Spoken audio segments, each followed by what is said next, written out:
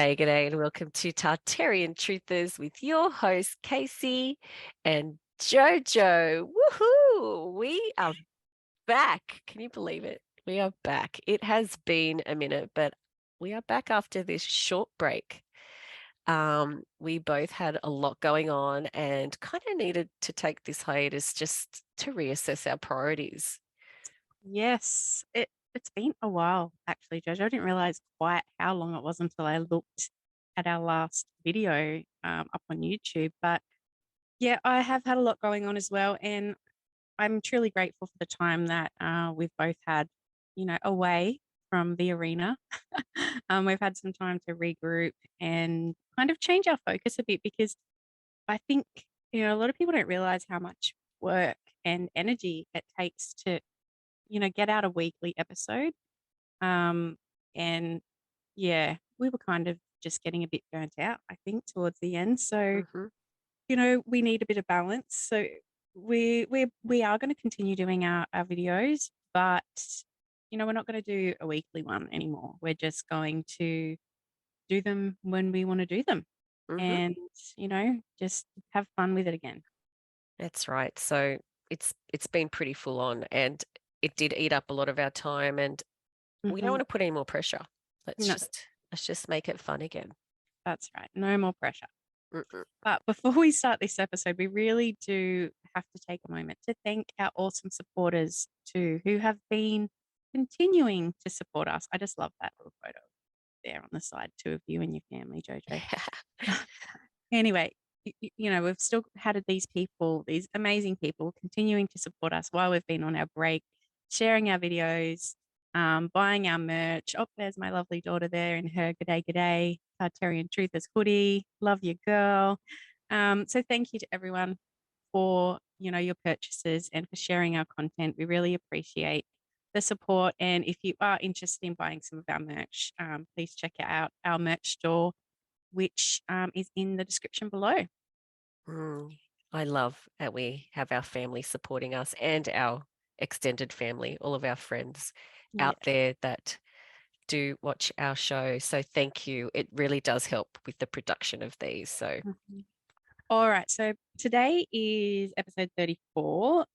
And just to set the record straight, someone did email us and say that they were concerned because we've disappeared from YouTube, and our last episode was episode 33. Um, it's okay, guys. We are all right. We have not been taken by the Shmeeshmations.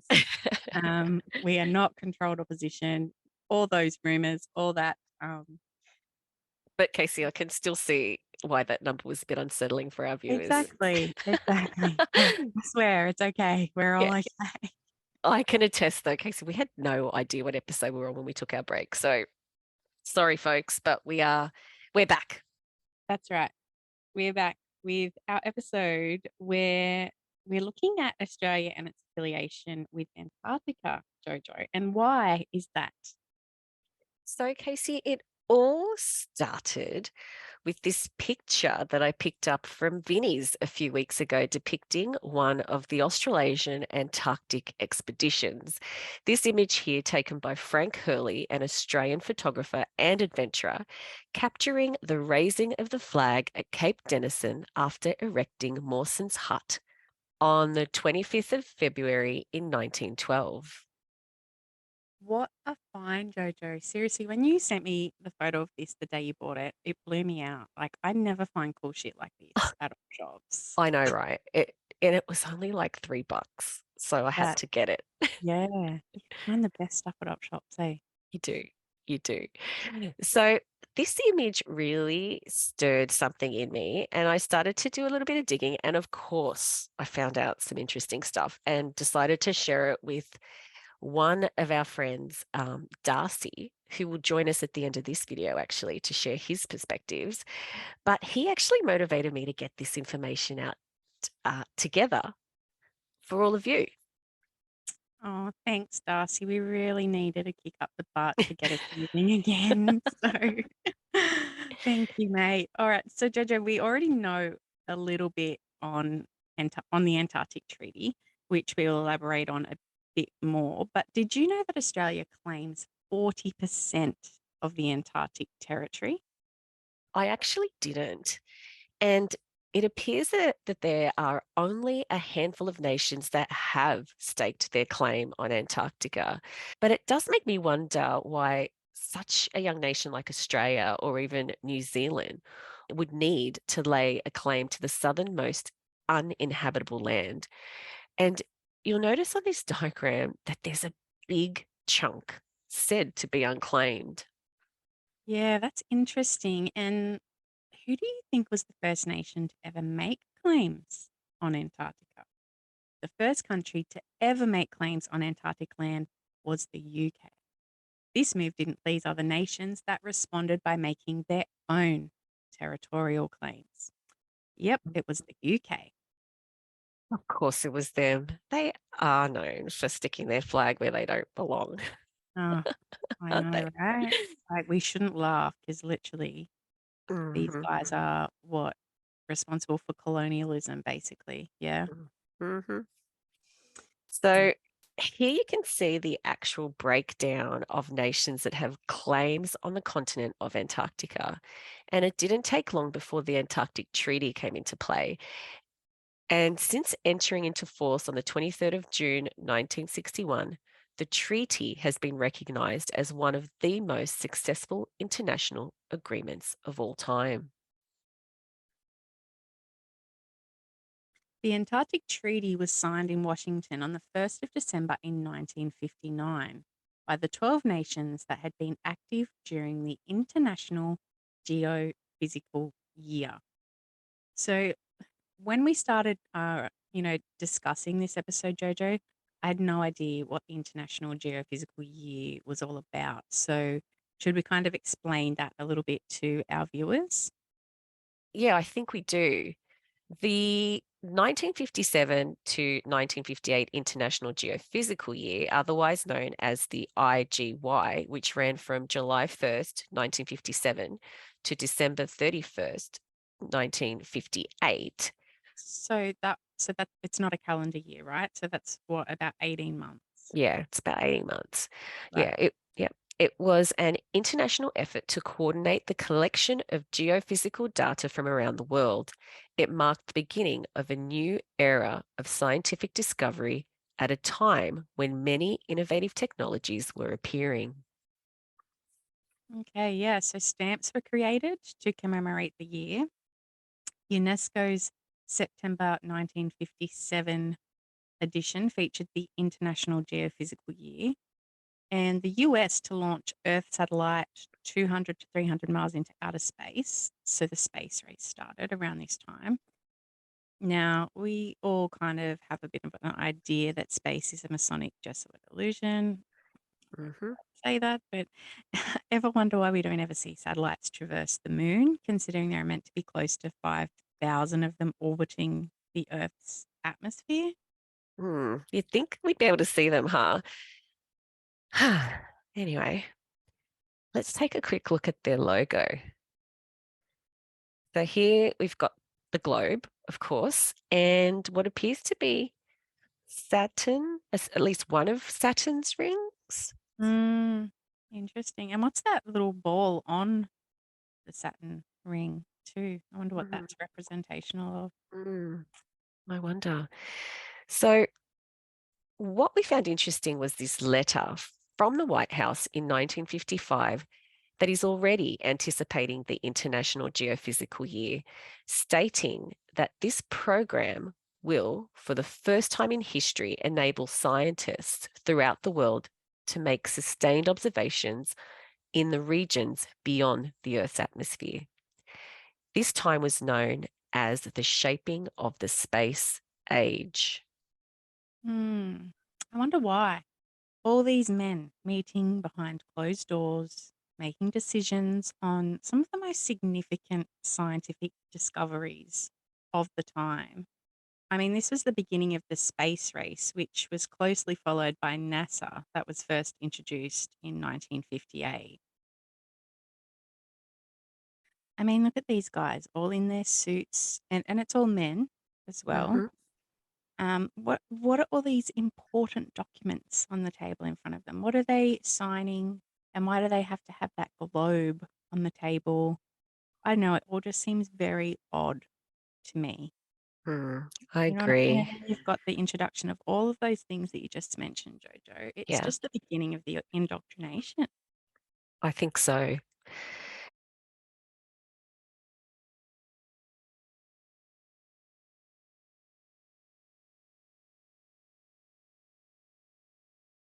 Did you notice on the American stamp, it actually has the creation of Adam by Michelangelo, where God and Adam's fingertips barely meet. This is probably the most famous fresco in the Sistine Chapel and one of the most famous images in modern art. Okay, wow. If we keep going down this rabbit hole, I fear we won't finish this episode, JoJo. So let's move on. Let's get back to this treaty. The treaty, which applies to the area south of 60 degrees south latitude, is surprisingly short but remarkably effective. Through this agreement, the countries active in Antarctica consult on the uses of the whole continent with a commitment that it should not become the scene or object of international discord. In its 14 articles, the treaty stipulates that Antarctica should be used exclusively for peaceful purposes. Military activities such as the establishment of military bases or weapons testing are specifically prohibited. Guarantees continued freedom to conduct scientific research as enjoyed during the International Geophysical Year, promotes international scientific cooperation, including the exchange of research plans and personnel, and requires that results of research are made freely available. Sets aside the potential for sovereignty disputes between treaty parties by providing that no activities will enhance or diminish previously asserted positions with respect to territorial claims, provides that no new or enlarged claims can be made, and makes rules relating to jurisdiction. Prohibits nuclear explosions and the disposal of radioactive waste. Provides for inspection by observers designated by any party of ships, stations, and equipment in Antarctica to ensure the observance of and compliance with the treaty. Requires parties to give advance notice of their expeditions, provides for the parties to meet periodically to discuss measures to further the objectives of the treaty, and puts in place a dispute settlement procedure and a mechanism by which the treaty can be modified. So, the Antarctic Treaty has been hailed as the most successful international agreement, and for 60 odd years has yet to be violated. It seems that any problematic differences over territorial claims have been effectively set aside. Like, why can't we sign a treaty like this for world peace? Mm. To me, it doesn't make any sense. Like, we're able to protect this land somehow, but yet we can't figure it out for the rest of the world. We can't have world peace. Mm. It's as though they've got something to hide, maybe. I've often thought that there could be more land or even resources. And we've even speculated that there could be other civilizations, but who knows? And this treaty doesn't allow for any further exploration. Yeah, so among the signatories of the treaty was 7 countries with territorial claims. So we've got Argentina, Australia, Chile, France, New Zealand, Norway, and the United Kingdom. Sometimes overlapping other countries do not recognize any claims. So the US and Russia maintain a basis of claim, and all positions are explicitly protected in Article 4, which preserves the status quo. Month, China and Russia again voted against Australia's bid to have areas of the East Antarctic declared a marine sanctuary. As China's presence in the region grows, there's pressure on Australia to keep other countries accountable. Okay, wow. So there are some nations still trying to get their piece of the action. And these two nations are two of the biggest players in global politics. They wouldn't care about Antarctica unless it had something of great importance that they wanted to get their hands on, don't you think? Yeah, I do, JoJo. And it seems like the Antarctic system is key to ensure that nobody breaks the treaty itself. The Antarctic Treaty System comprises the treaty itself and a number of related agreements. It also includes a range of organizations that contribute to the work of the decision making forums. In addition to the related agreements described below, the treaty system includes the recommendations, measures, decisions, and resolutions of the consultative meetings relating to matters such as scientific cooperation, protection of the Antarctic environment, conservation of plants and animals, preservation of historic sites, designation and management of protected areas, management of tourism, information exchange, collection of meteorological data, hydrographic charting, logistic cooperation, and communications and safety. So, I've also heard, Jojo, that the Antarctic Treaty expires in 2048. Like that's not long at all. Like that's literally in our lifetime. So Hmm. what will happen then? Yeah, I mean, it's kind of a bit scary, actually. So, Yeah. although annexation of the continent is now difficult, ongoing geopolitics might disable the Antarctic Treaty System after it expires in 2048 or even before that date. If Antarctica is seized either by force or deception, this can lead to a global conflict. Like, how scary is that? Yeah, that's actually really scary, huh? Like Hmm. global conflict. And I mean, Australia currently maintains 4 research stations in Antarctica, and the Australian Antarctic Division, based in Kingston, Tasmania, has 300 full-time staff at the division that leads, coordinates, and delivers the program requirements. This division, not surprisingly, JoJo, falls under the Department of Climate Change, Energy, the Environment, and Water. Of course, climate change, blah, blah, blah. I mean, they've been telling us for the last 60 years now that, we're waiting for these Arctic and Antarctic poles to melt and that, we'd be underwater by now. We've been Mm. awaiting these global climate change issues now for so long and been told to save the penguins and the polar bears and, even asked to donate to various foundations. But, where does this money go to? I've often wondered that. Mm. What is it doing? Are we creating more ice caps? I don't know. For the polar bears to live on? I don't know. And, Casey, I've even heard John Kerry mention that we will need trillions of dollars annually to combat climate change. Trillions.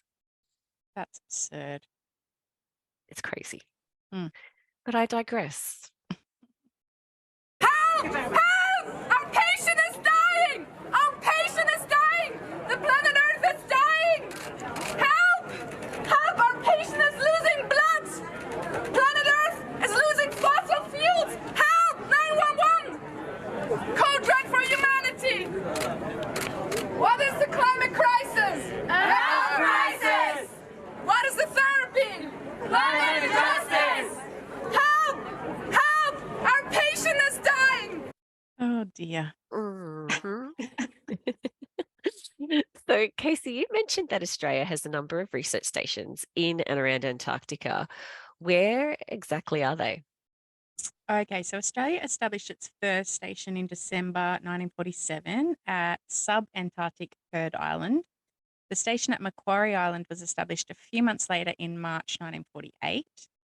Now, Mawson was Australia's first permanent base on the Antarctic continent. It was established in 1954. So, Mawson is now the longest continuously operating station in Antarctica.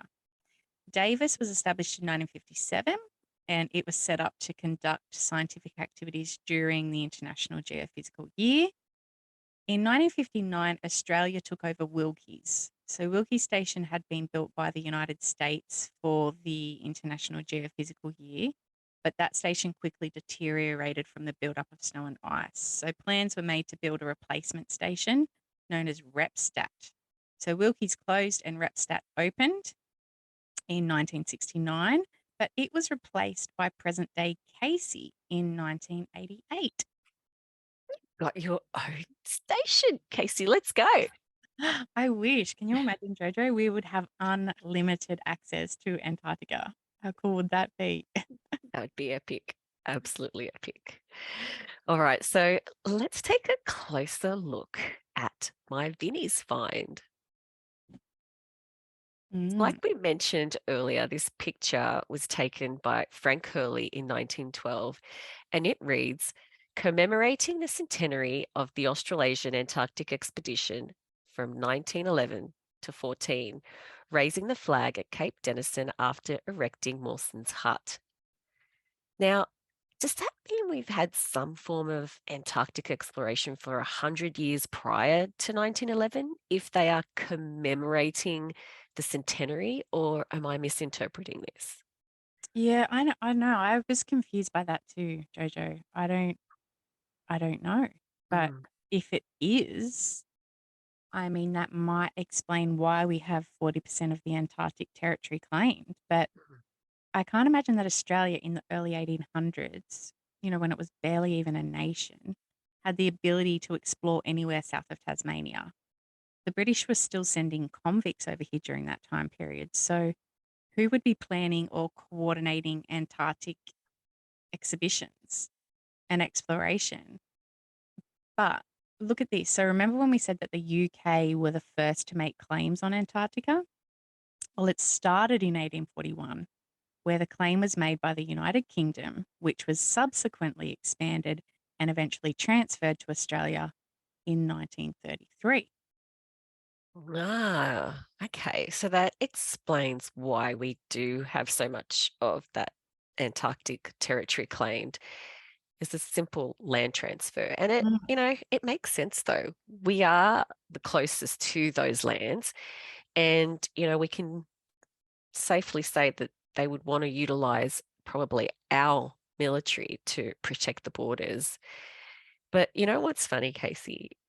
Every time I did try to research or search for an image that was from that time, and of course, not photography, some sort of rendering, there's often an active volcano in the background. That is weird because that's not something that's ever discussed nowadays or seen. When people go to the Antarctic areas, we don't see active volcanoes, do we? So No, that is odd. bit odd. It's very odd. And there's been no Any, explanation for that in no. any of your research? And No. even look at how large those seals are sitting on that iceberg. So seal. quite fictitious, I don't know, but we won't ever really know. But that's one of the images we could find. All right, so let's go back to Mawson's hut. So Sir Douglas Mawson was an Australian geologist, Antarctic explorer, and an academic. He completed degrees in mining, engineering, and geology, and was even featured on the Australian $100 note from 1984 to 1996. So the Australian $100 note was first issued in 1984, a paper issue, and like you mentioned, featured a portrait of Antarctic explorer Sir Douglas Mawson, with a background of a mountain range that is a geological strata format. A large diamond shape appears to the left of the main picture, looking very pyramidal, don't you think? It does, JoJo. And on the reverse of that note, we have the astronomer, John Tebbutt, with a background of the observatory that he built with his own hands and a local church, which we're not sure of that connection. So if anyone knows, please pop it in the comments below. But he was known for his discovery of the Great Comet in 1861. So we've got an Antarctic explorer and an astronomer, both pushing the heliocentric theory. I'm sure, like most of our scientists from that time, blatant indoctrination on our currency and our biggest note as well. Mhm. Of course. I actually thought it was subliminal, but no, it's obvious. It's in Mm. our faces. That's right. A new polymer design of the banknote was released into circulation in 1996 and was designed by Bruce Stewart. It features portraits of soprano Dame Nellie Melba and engineer and First World War General Sir John Monash. So you might remember Dame Nellie Melba from our Aussie World Fairs and Exhibitions episode. And there was a theory that she may be a he. I do remember that, and it totally makes sense, especially when we consider that she is the firstborn child of a high-ranking Shmish nation that catapulted to worldwide celebrity status as the greatest singer of all time. And as we know, we're still seeing this sort of Luciferianism happening with our mainstream celebrities today. Yeah, hidden in plain sight, and then flaunting it and putting her face on our $100 note. Mm-hmm. All right. Once again, we've digressed, Jojo. Back to Mawson.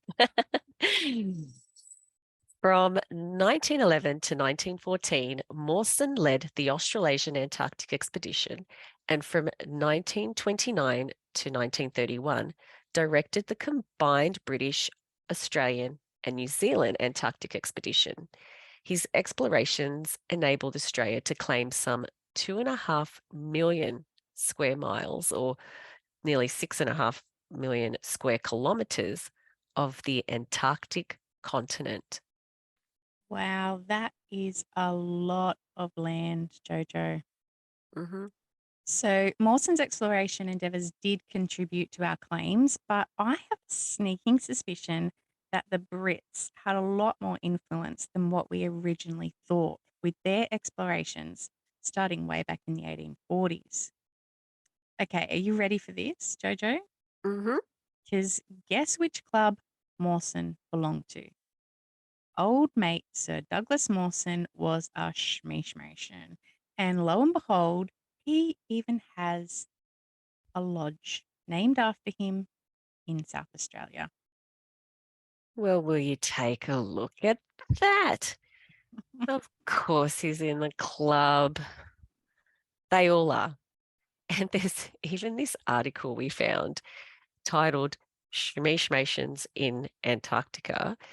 They're bloody everywhere. And if you want to read this article, you can pause and have a read. But basically, it says that Shmishmasonry did have an influence on the lives of many of the men who explored the frozen wastes at the extremities of our planet, both Arctic and Antarctic. So why are they so interested, Jojo, in, this frozen wasteland as they've pretty much referred to it in this article? I mean, and just look at this image. He's sitting there writing. He's got this globe strategically placed behind him with Antarctica, at the bottom facing out for us all to see. And the bloke in the portrait image above his head, he's got some pretty interesting hand symbols going on there. Mm-hmm. A bit going on in this image. It makes you wonder, doesn't it? Mm-hmm. So Mawson was part of the South Magnetic Pole expedition and was among the first to arrive there. Mawson, David, and Macquarie braved frostbite, starvation, and 2,028 kilometers of difficult Antarctic terrain to reach the South Magnetic Pole. In search of the South Magnetic Pole, Mawson, David, and Macquarie were members of the Nimrod expedition. Now, when Jojo first presented some of this research to me, I was like, hang on a second, Nimrod, like that sounds familiar. So who was Nimrod, Jojo? Well, Nimrod was said to be the ruler who commissioned the construction of the Tower of Babel, which led to his reputation as a king who was rebellious against God. Okay, so that just blew my mind. Mm-hmm. I mean, I find it very interesting that an Antarctic expedition with a Shmishmation in it Mm-hmm. is named after a very important figure in Shmishmation history.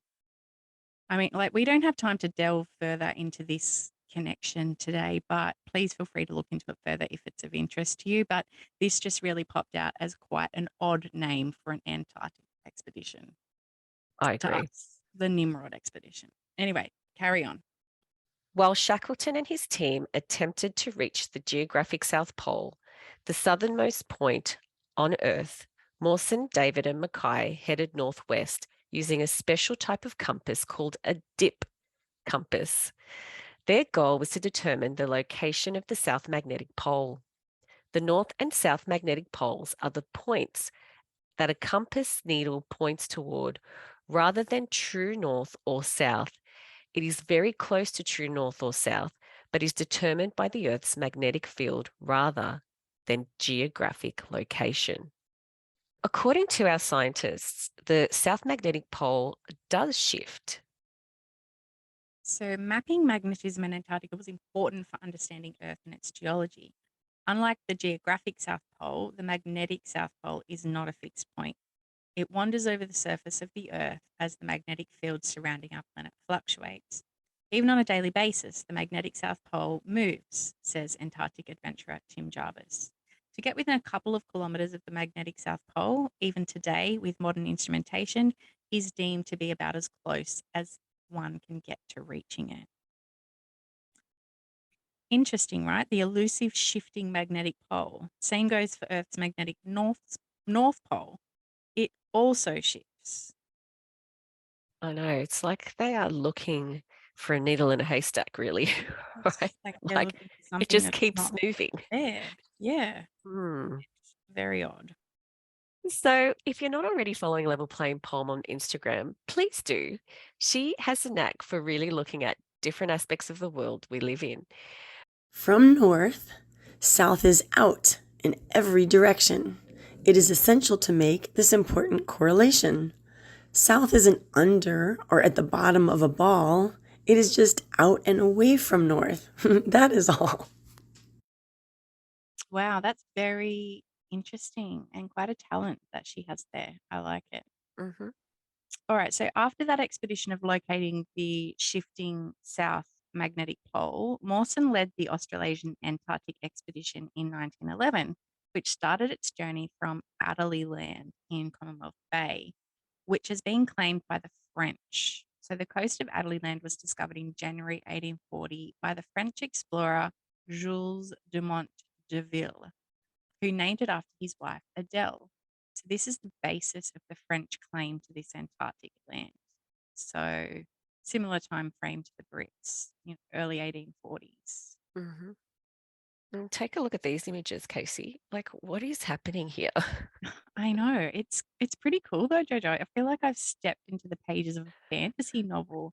I mean, I, is a dragon going to fly out from between those in cliffs? the back there, behind those huge ice It's walls. wild, yeah. It doesn't look anything like it's kind of seen today, does it? Mm-mm. Many hoped that the Australasian Antarctic expedition would be the first Antarctic expedition to establish radio contact with the outside world, but winds leveled the ship's mast and wrecked the equipment. The expedition forged on despite limited contact to the outside world. And now, this excerpt from National Geographic details the expedition's treacherous story. On the Australasian Antarctic expedition of 1911, Douglas Mawson faced a nearly hopeless life or death predicament. Uninterested in joining the race to the South Pole that so animated Scott Shackleton and Amundsen, Mawson intended to explore a 2,000-mile long or 3,200-kilometre swathe of the southern continent that was terra incognita, and to bring back the best scientific results yet wrung from Antarctica. On December the 14th, 1912, 300 miles and 5 weeks out from their base camp hut in Commonwealth Bay, Mawson and Xavier Mertz turned in their sledging tracks to discover that their companion, Belgrave Ninnis, had disappeared. A hidden crevice, more than 150 feet deep, had swallowed Ninnis, 6 dogs, and the sledge, containing nearly all the food for both dogs and men, as well as their most vital gear, including their 3-man tent. Mertz, too, would die on the return journey. But when Mawson limped and crawled alone back to the hut on February 8th, 1913, he would complete what Sir Edmund Hillary later called the greatest survival story in the history of exploration. Mawson's survival was magical and inspirational, Turney says, but in spite of all the AAE's hardships, they brought back an unprecedented wealth of data. Turney hopes his expedition will do the same. What a horror story. And kind of difficult to believe it was magical and inspirational. I mean, I don't know anyone that would want to experience what he did. And according to his diary entries of the time, he had lost chunks of skin, hair, and had even gone snowblind at some point, resorting to eating their dogs for nutrition. Like, who survives this? And how did his diary survive the treacherous weather conditions? I can't even imagine him trying to write with the most severe frostbite on his fingers. Can you? I don't even, why would you even be thinking about writing in a diary when you're just trying to survive? It's hardly, of utmost importance. Hmm. I don't, it's hard to believe this story, JoJo. I mean, I think he just sat in his hut and wrote these diary entries. Much like this here. Here he is. Yeah, because there he is there. And if you've had extreme frostbite, he would be missing bits of his body, fingers, nose, tip, bits of ear, who knows? But he looks quite well to me. Yep. I don't know. It's far-fetched. I mean, 13 weeks trekking through glaciers and snow for days on end, losing everyone and everything bar 2 dogs and your diary. I mean, that's a wild story. It is. It's wild. So let's take a quick look at some of the locations that we've spoken of, shall we? So Cape Denison appears to be on Adélie Land, which is on the French portion of Antarctica, and it is 2,670 kilometers south of Tassie. Do you find it interesting, JoJo, that France claimed that little tiny sliver between the 2 larger Australian claimed portions? I mean, considering that the French have been exploring Antarctica since 1840, like the British, you'd think that they'd want a bigger chunk of the action, right? You would. And, it seems that prior to the Antarctic Treaty, things were kind of like the Wild West, where explorers had access to all parts of Antarctica. It would have been a bit of a free-for-all, really. And, if you take a look here, let's have a look now at these images of Mawson's hut in Cape Denison. That iceberg, is that a legit picture or it looks so CGI? It's been superimposed, clearly. Looks like it, doesn't it? It's like floating up in this, Sky. Yeah, it's weird. It's weird. And this one obviously snowed in, but yet the higher elevations are not covered in snow at all. Yeah, that's weird in itself. And why is there a moat now all of a sudden? The melted snow, Casey, this is the summertime. Hello. Moat and a bridge. This is weird.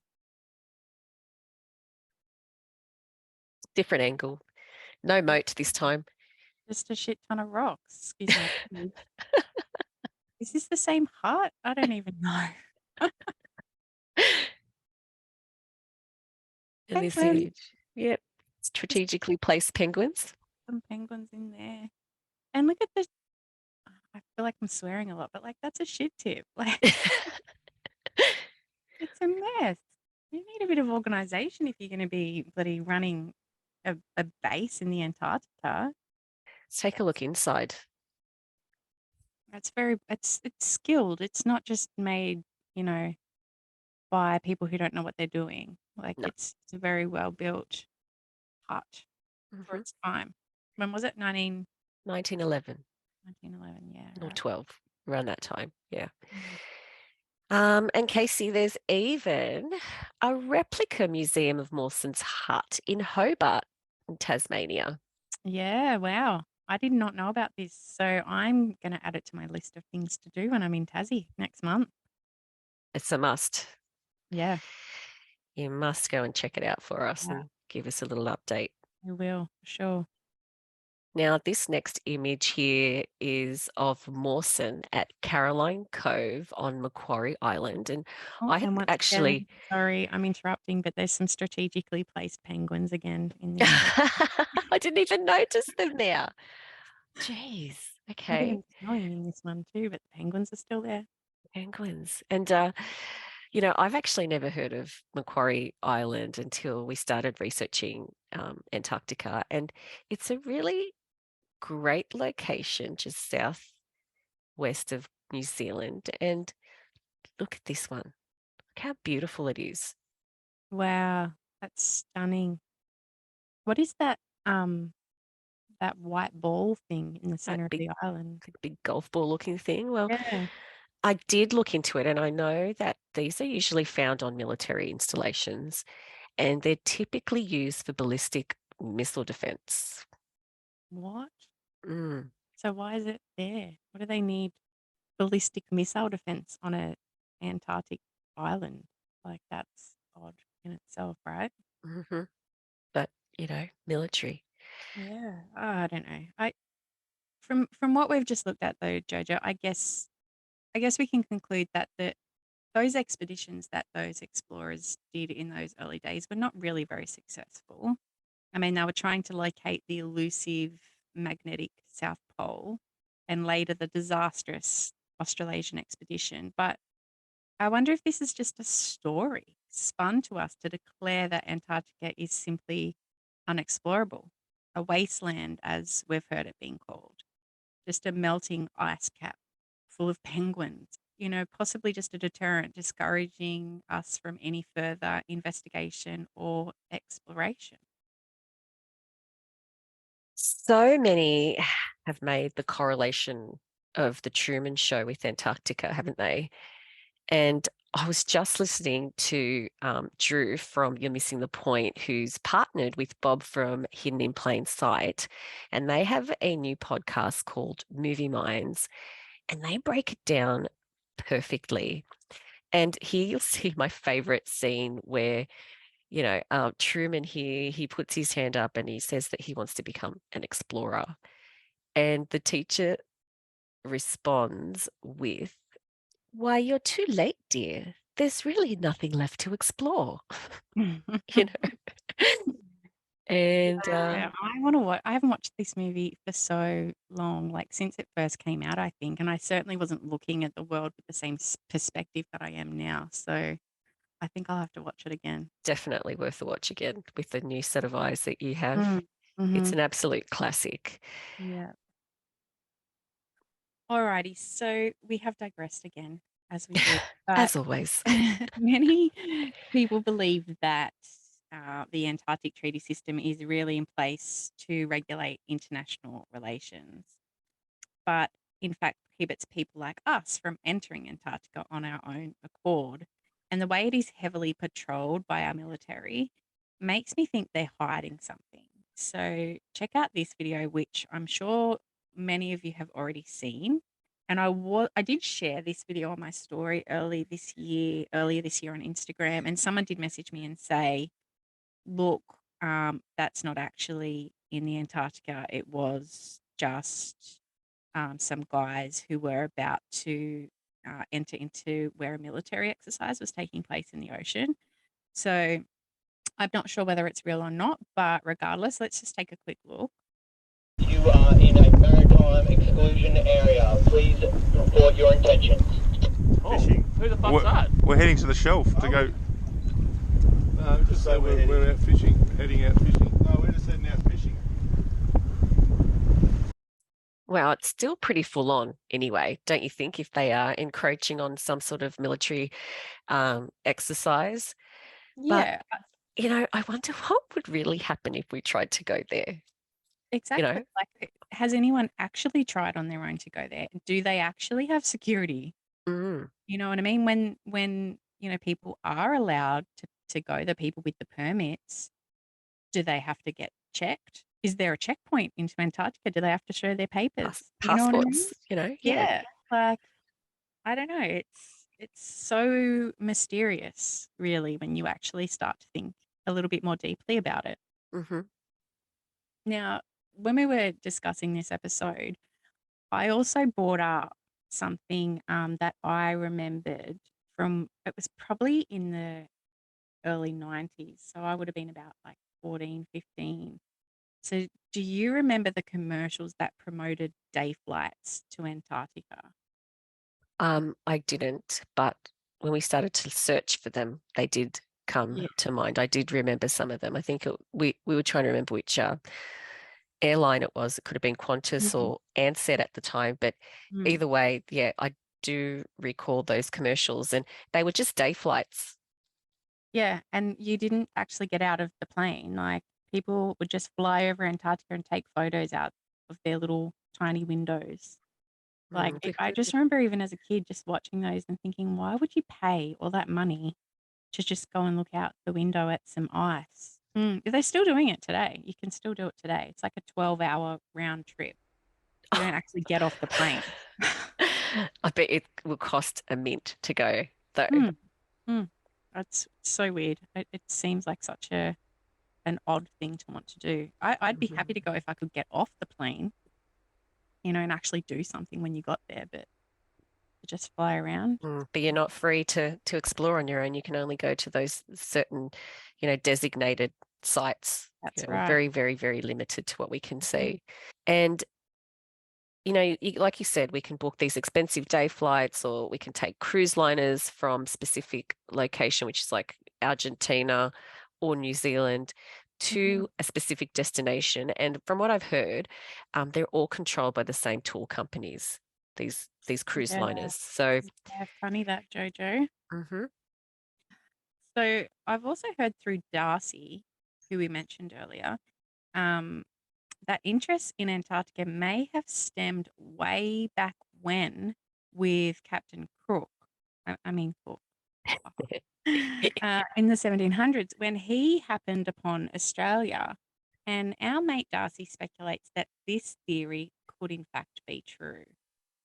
That's right. Now, I'd like to introduce our faithful friend Darcy, who we mentioned in our very first episode after he sent you that Bush Tucker Man video on your Aussie Mudflood Tartarian Instagram page. And we've been friends ever since. And today we are going there. Yes, that's right. Flat Earth. So stay tuned for part 2, where we'll go deep into the flat Earth theory and how that pertains to Antarctica with our mate, Darcy Corboy. See you again soon.